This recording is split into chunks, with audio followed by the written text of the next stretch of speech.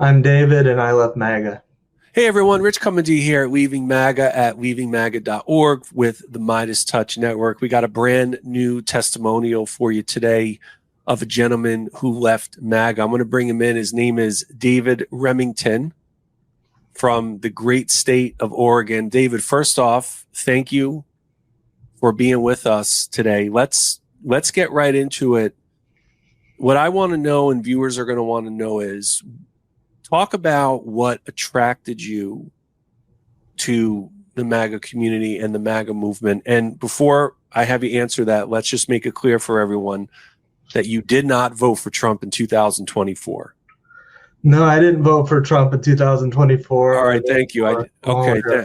I just want everyone to know you voted for Kamala. You didn't vote for Trump because in case someone says too little, too late, you voted for Kamala. But talk about why you gravitated to the MAGA community and the movement. What was enticing and appealing to you about it? Well, like I grew up as like a conservative. I know that there's this whole network of young conservative movements like Turning Point USA and etc.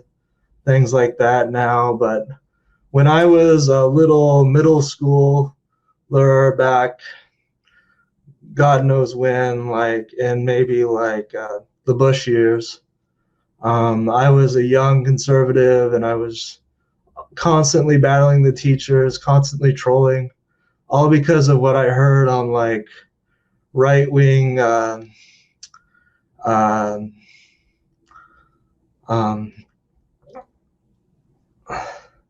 talk radio, because I was all into all those personalities, Lars Larson, Michael Savage.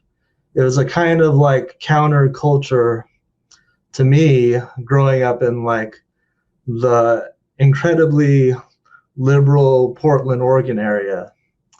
And I was into this identity as a conservative at an early age. And my dad was very approving of it. He's the one who listened to me in the car with these personalities, and I just made it my identity, and it was so integral to me being a part of that.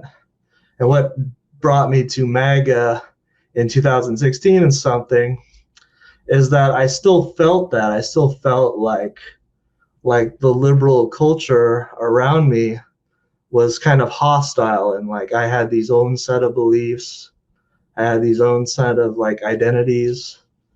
And it led me to do some things like join the military. Very like I always viewed like the people around me as kind of like rule breakers. So like I was very into obeying the law, which is very kind of like not so pertinent in like Portland, but like I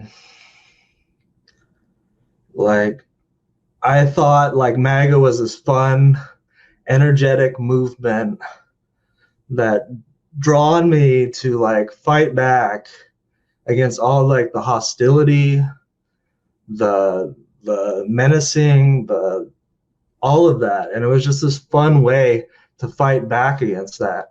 And in a way, we saw Trump as like a hero coming down to save us, like Portland conservatives, Portland Republicans, from this kind of like scummy culture that I grew up in. And like I don't see like it that way now.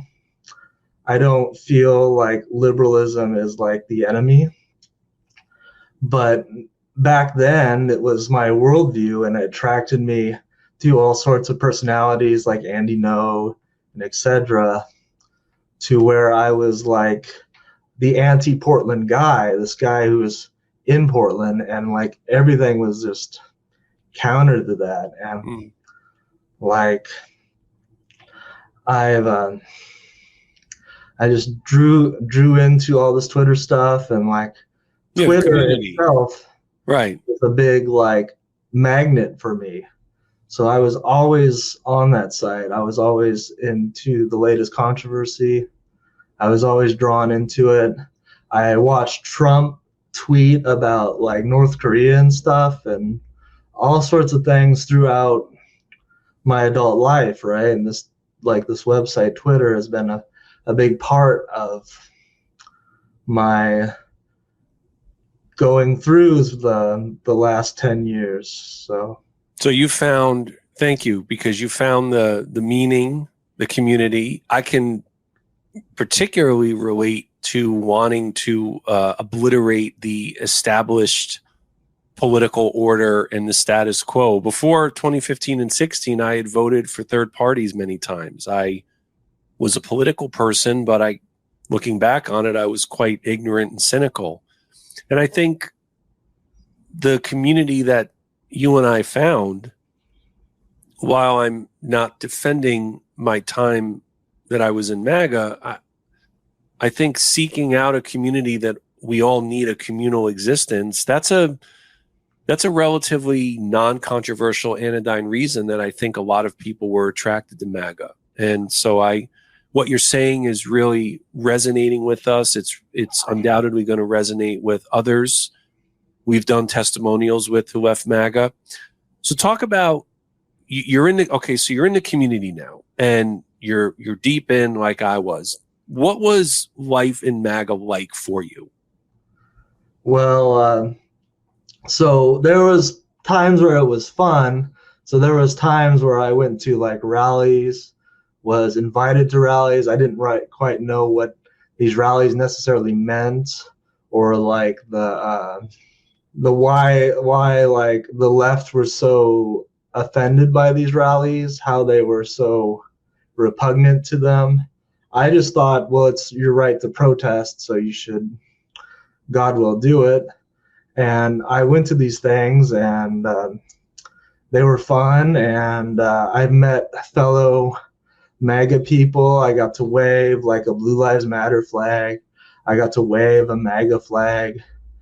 And it was just like, we're just going to this protest, and we're gonna like build a wall, and we're gonna be just a part of this thing. And it was like so enticing. However, there were times where people were incredibly menacing to me for doing that. And it was quite scary, because if you know anything about Portland politics, well, it's like Trump says, this is where people kill people. And like, it's not like the liberals are bad. You don't want, like, in my opinion, now looking at it back then, like there's a false sort of like false equivalency to these people and some of the things I was about, in sort of like a judgment. But the reality is that it was we were in a very hostile culture. Like, I was a college Republican in Portland, Oregon, and it kind of felt like being an ant under a magnifying glass. So it's just like, there's just so much hostility, so much antagonism. And even during the pandemic, it was like this, where I wasn't too like opinionated. Like, I just had like an opinion about masks in this college life group that's just totally non-political, like college life group. And they like harassed me. I probably could have like sued them for this harassment, and I didn't, because they're just college students. But like the thing is like they use really dehumanizing language. You're a subhuman. You suck. You're a terrible person. We're not going to give you a platform. We're not gonna treat you like a human being. And I just felt this like hostility, and But here's the thing. Here's the thing where I changed is the literacy of it all. The literacy. What does this mean? What am I for? What am I about? What am I supporting? And I just see this literacy as like a false equivalence. So yes, I was treated poorly. Yes, I was harassed. Yes, I was doxxed by Antifa or all these kind of like left-wing, far-left groups. But what was I for? What was I about? What made them so angry? And it just became more apparent that I was wearing a skin suit of something that I wasn't necessarily in my soul of souls about, right? So that's where I feel like the discrepancy was. There's the feeling of, like I felt, these perpetual states of desperation and despair and panic and paranoia in MAGA, and you talked about liberalism. I've been saying this ad nauseum for many, many months now, that there is no prevailing ideology in MAGA. The closest to an ideology is a conviction that liberalism and liberal democracy are the source. They're the sources of all of our personal and national ills. I didn't think of it that way. I don't think people in MAGA now think about it that way. Maybe, David, it wasn't precisely how you might have thought about it at the time, but looking back on it, that's what we thought about liberalism and liberal democracy. Those were the causes of everything that was wrong in our lives and in our country. So you've got that camaraderie that's in MAGA, just like I had. Talk about when that started to change for you. What were some specific events, do you recall when they were, where your doubts started to commence and you started to have uncertainty and you started to question your belief system? Well, like part of it was like going to these rallies, right? Like I'd buddy up with these rallies. I'd be waving these flags. I'd be like presenting a political stance, and like something terrible would happen to me. Like say the Antifa doxed me and my friends. And what I would actually do is actually read their like what they actually said. And this is the literacy about it. So what made them so angry? Well, maybe like I'm not the most egregious like MAGA guy, but like other people who were doxxed, like some of them were like people who went to Charlottesville, or some of them were like really far right. And what were they about? Am I about that? That's not what I thought when I joined MAGA. I was having a good time. I was fighting like Joe Biden or Hillary Clinton, or like Hillary Clinton with the fly in her mouth, or some sort of funny thing like that. I was having a good time, and like, and like things didn't seem so like in my opinion, like I didn't think I was too like asking too much. Like I just wanted to make some laws like illegal aliens, that's already a crime, right? That's why they're called illegal aliens. In my mind, that's not asking a lot. But considering the way like MAGA dehumanizes them, it's kind of asking for a lot more than what I thought it was.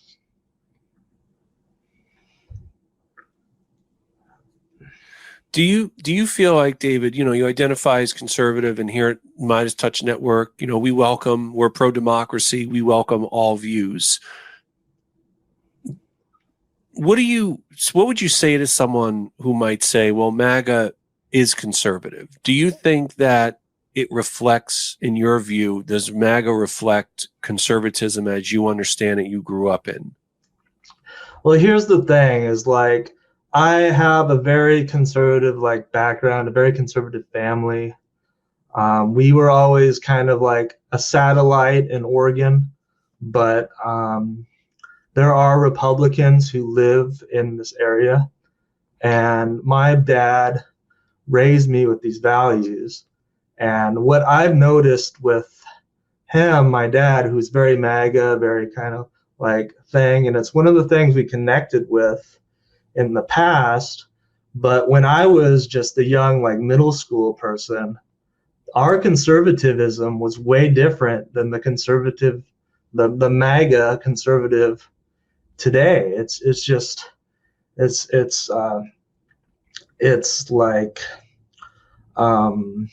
it's almost like bizarre, because my dad would talk about how the liberals didn't want you to use Roundup, and like how like the liberals just are so holistic, and they go to Whole Foods and this kind of like strange culture.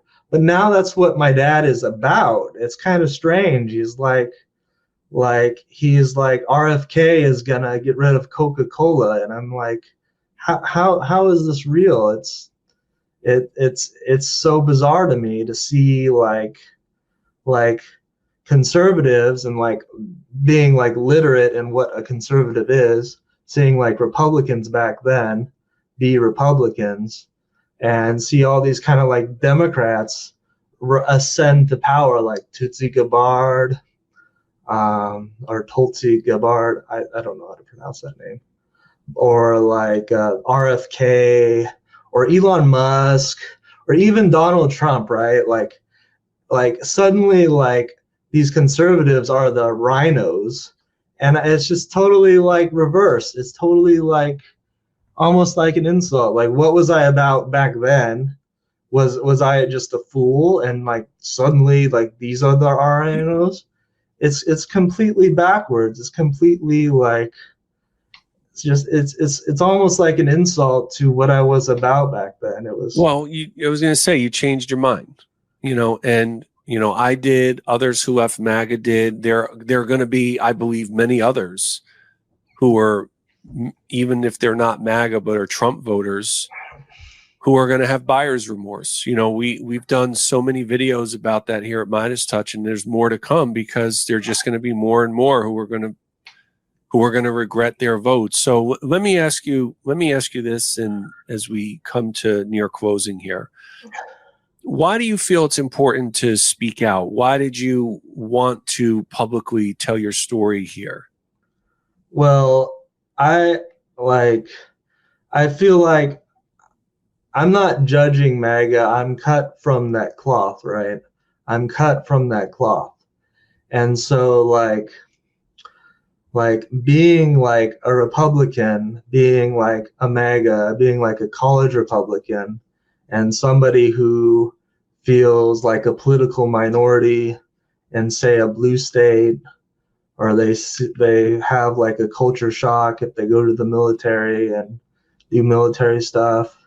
There's plenty of people out there who are like me, and like they feel they get enthralled with like this kind of like counter Democrat, kind of like counter liberalism, liberal democracy kind of thing, and they feel like an attachment to that, and they get drawn into like reactionary politics as like someone who, it just falls into this pipeline, and they just become more radical and excel. Like, you don't, like, as much as you think you're fighting someone else, you're just hurting yourself. And like, I feel like I've hurt other people. I've hurt myself. I've made enemies out of people who probably aren't bad people at all. I made enemies out of people who I could probably get along with. And like, I've just made a bunch of enemies throughout my life, and I just feel somewhat regret. And so reaching out to somebody who may be like me and be, like connected into these kind of like cultures like MAGA, yes, I do like washing machines that are not green energy or whatever, but like,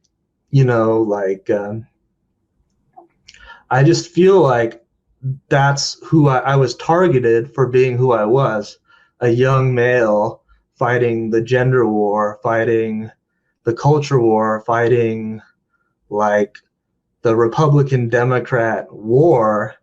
And like, instead of being like a warrior or being like a hateful, kind of like hurtful person, a lot of this battle is kind of like internal, because it could even like affect your health, because like suddenly like you're not eating right, or you're like believing in all these kind of like counter things, or you're making life decisions like not going to college, not reading a book, not doing things because of what you're told you are as like a man, right? You are as like a young man who is enthralled in this like war, this battle, and like, like what are principles?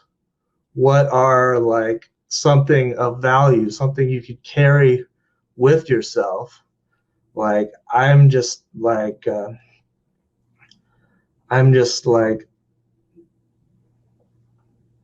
taking care of myself, and I want other people to take care of themselves too. And I just feel targeted as like who I am.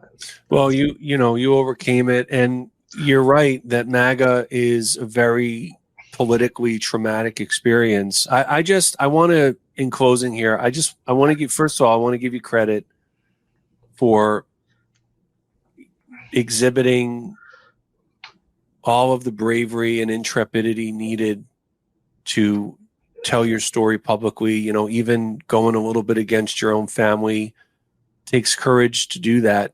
And I want to welcome you to the Leaving MAGA community. I want to welcome you to the MeidasTouch Network community as well. And we always like to close all of our conversations with a positive affirmation. I'd like to do it with you, David. I'm rich, and I left MAGA.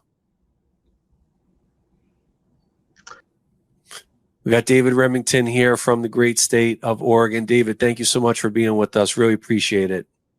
Thank you so much. Bye-bye.